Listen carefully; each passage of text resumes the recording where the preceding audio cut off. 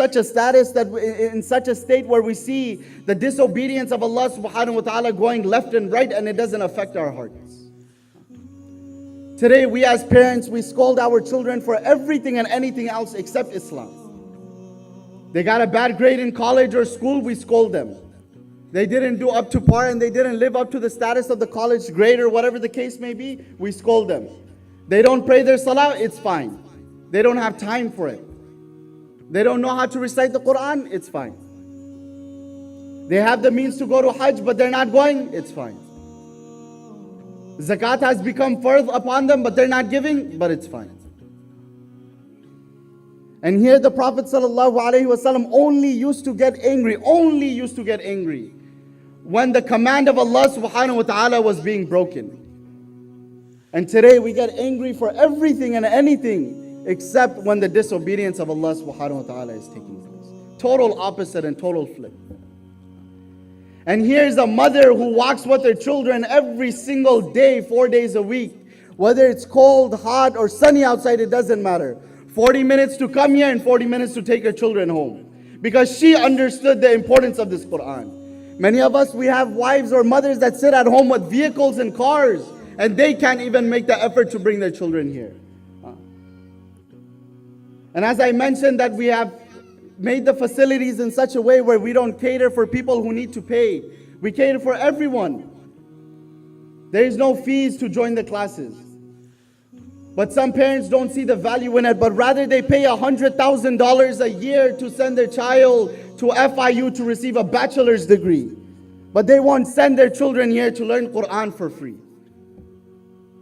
Do you see what's going on? And then we expect the nusrat and the help of Allah subhanahu wa ta'ala. When our condition is such that we would rather pay $100,000, which is cutting it short for masters and bachelors and whatever degree they get. We would rather pay for that, but we wouldn't even put the time and effort to send our children to the masjid to learn the Quran for free. This is the state and this is the status of our iman today. Some people say that sometimes in the khutbah you shouldn't be so harsh and you should always have jokes, but right now we are in such a state in the ummah of the Holy Prophet Muhammad sallallahu alaihi wasallam, there is no times for sarcasm and jokes. There is no times for us to say jokes and to have fun. We are in such a state. Look at the condition of the ummah we look around today.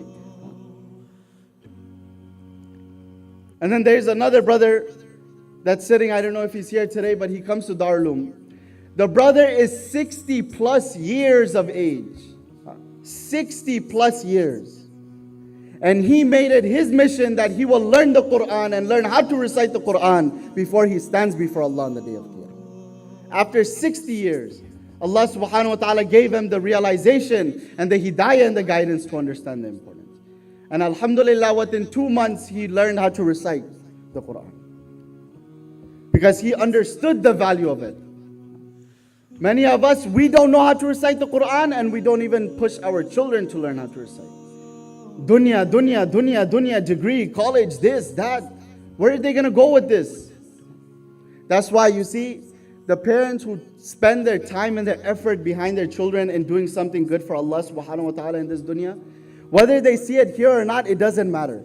Because it is a guarantee of the Prophet sallallahu alaihi wasallam and Allah subhanahu wa ta'ala that on the day of Qiyamah, the parents who spent their time and effort behind their children to learn the Quran, to recite the Quran and put time and effort for them to learn the deen of Allah, Allah subhanahu wa ta'ala will honor them on the day of Qiyamah. And when the brothers and sisters who are too busy sending their children to college so they could do all the haram and do all the things that they're not supposed to do. But just because of a society thing, we wanted to make sure that they get a master's degree. It is not even for us that we want the degree, we want for the people. So we're so foolish, Shaitan has got us so fooled that we're so worried about what the next brother thinks next to us about us, not knowing that the brother himself thinks the same thing about us. So you're standing next to a brother and you're worried about what he's going to think about you, and he's worried about what you're thinking about him. And in reality, he doesn't care and you don't care about him. So what are you doing? In reality, he doesn't care about you and you don't care about him. But shaitan is making you think that you should do this because he wants it. How many parents do you see today? How many parents do you see today that are sending their children to learn Quran and Islam out of love for Allah subhanahu wa ta'ala? Today it's a competition thing with our children. And just because the brother mentioned it last night as I was sitting down, I remembered. And the mother who walks her children every single day, wallahi, wallahi, wallahi, she truly understands the value of this book of Allah. She's not taking it for granted. And then we have mothers who sit at home who have vehicles, who have cars, and they can't bring their children to learn the Quran for free. But they drop their children off every single day at 7:30 in the morning to go to learn academic studies because they see the value in them.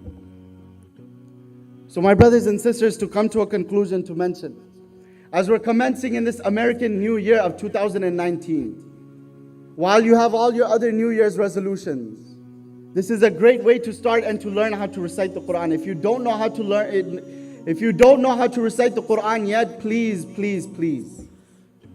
Darulum is open. All the masjids have madrasas running today. Whether it's for you or your children. And if you don't know as a parent how to recite the Quran, you better learn how to recite the Quran. Because when you stand before Allah subhanahu wa ta'ala, no excuse will cut it. Because you had time to do everything and anything else in the dunya. But you couldn't give 2, 3, 4, 5 months, however long it takes you to learn how to recite the words of Allah. So as we commence in this new year of 2019, make this a goal and a mission in your life. That this year you will make it a mission to attain closeness to Allah subhanahu wa ta'ala. This year that you will make it a mission, if you don't know how to recite the Quran, it will be your mission this year. That no matter what I achieve in this year of 2019, I will make it a mission of mine to learn how to recite the Quran.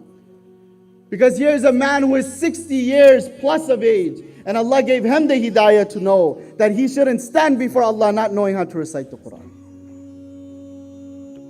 So no matter what age you're at, even if you're 70, 75, 80, doesn't matter.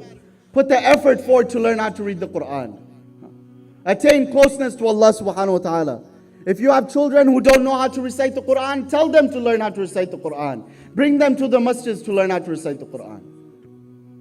Them running after college degrees and all these whims and desires of the dunya is good, alhamdulillah, mashallah. But that's not what will be asked from them on the day of Yawmul Qiyamah. Allah subhanahu wa ta'ala is not going to honor those parents who send their children to get a master's degree. And while getting the master's degree, they forgot about Allah. They did all the haram in college and in the dorm rooms and everything. And we as parents, we're so oblivious. We think we act like we don't know. But we know what goes on. Let's be honest, let's be frank.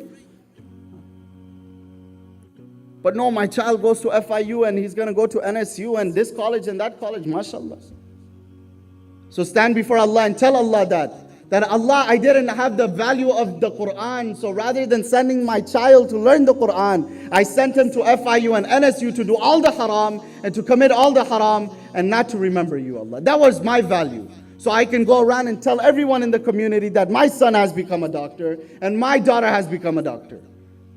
When you stand before Allah, you tell Allah that Allah, I didn't have time to make them hafiz, or I didn't have time to make them people who learned about your deen, but I had time to make them a doctor.